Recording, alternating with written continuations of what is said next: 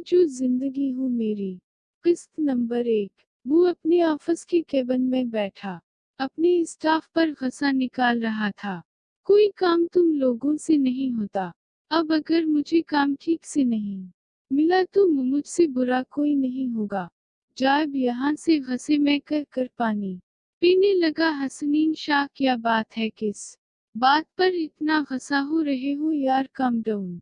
अब बता क्या बात है। हसनीन का दोस्त जुनैद उससे पूछने लगा। कुछ नहीं, बस थोड़ा स्ट्रेस है, सोच रहा हूँ घर जा के रेस्ट कर लूँ। जुनैद तो सब देख लेना, वो बेजारी से कहता हुआ अपनी चेयर से उठ खड़ा, हवा कोट को हाथ में लिया, गाड़ी की चाबी लिए ऑफिस से बकुल आया।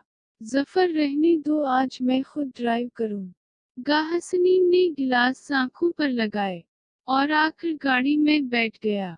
हसनीन शाह का अपना बिजनेस था बिलाशुबा।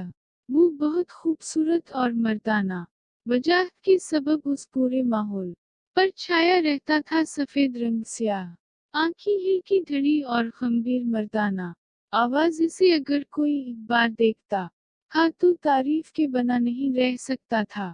हसनीन ने अपना फोन उठाया और कर किसी को कॉल करने लगा। काम हो गया जो मैं ने कहा था, मुझे सारी इंफॉर्मेशन चाहिए आज शाम तक। नहीं तो आज से तुम फार्ग, कल से पर आने की जरूरत नहीं। उसने अपनी भारी मर्दाना आवाज में कह कर फोन बंद कर दिया। अहमद हाउस पहुंचा तो गार्ड्स ने गेट खोला। हसनीन की गाड़ी अंदर दाखिल हुई। अहमद हाउस बहुत खूबसूरत और वसी था। उस घर में हसनीन शाह, उसकी दादी, ताया ताई और कजन हना रहते थे। दादी को सब प्यार से भी जान कहते थे।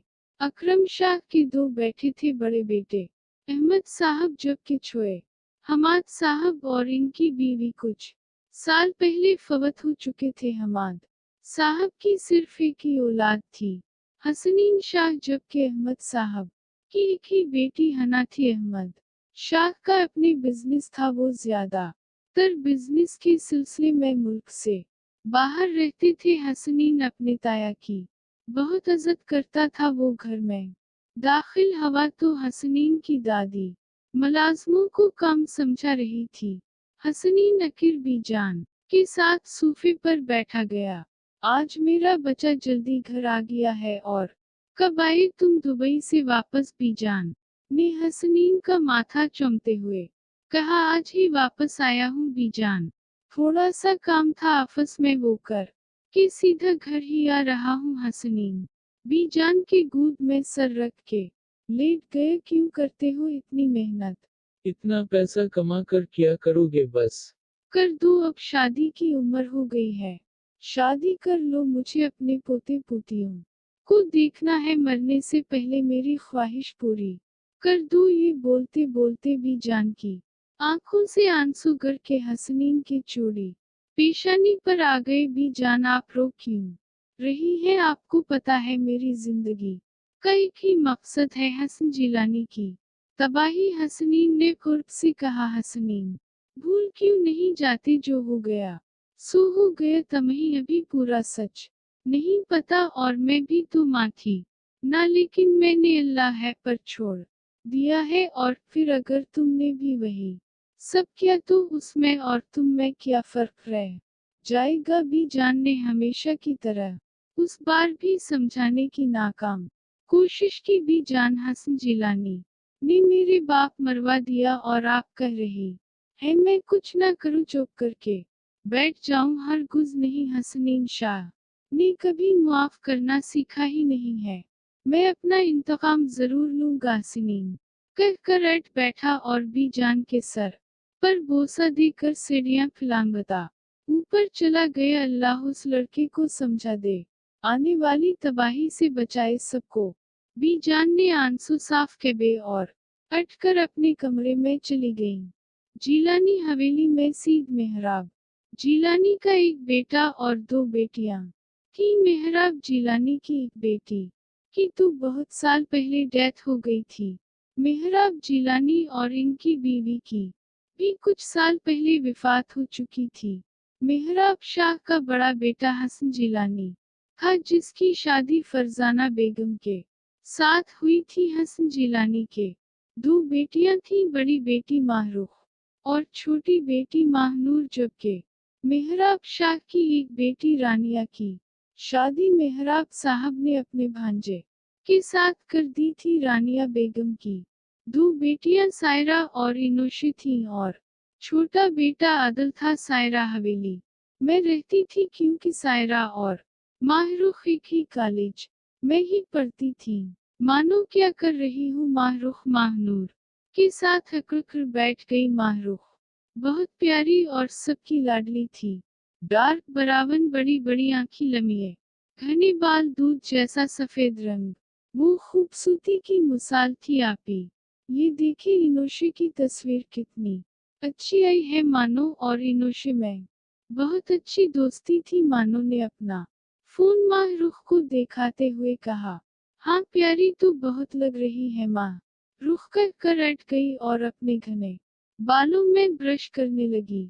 माहरूख कमरे से बाहर आई तो माहरूख की मुलाजमा मोमना उसके बालों को देखने लगी। क्या हवा ऐसे किया देख रही हूँ? माहरूख ने मुस्कुराते हुए मोमना को देखा। बाजी आप बहुत खूबसूरत हैं, कभी किसी की नजर ना लग जाए आपको। पूरा जिलानी खानदान मैंने देखा है, लेकिन आप जैसी खूबसूरत कोई लड़की नहीं।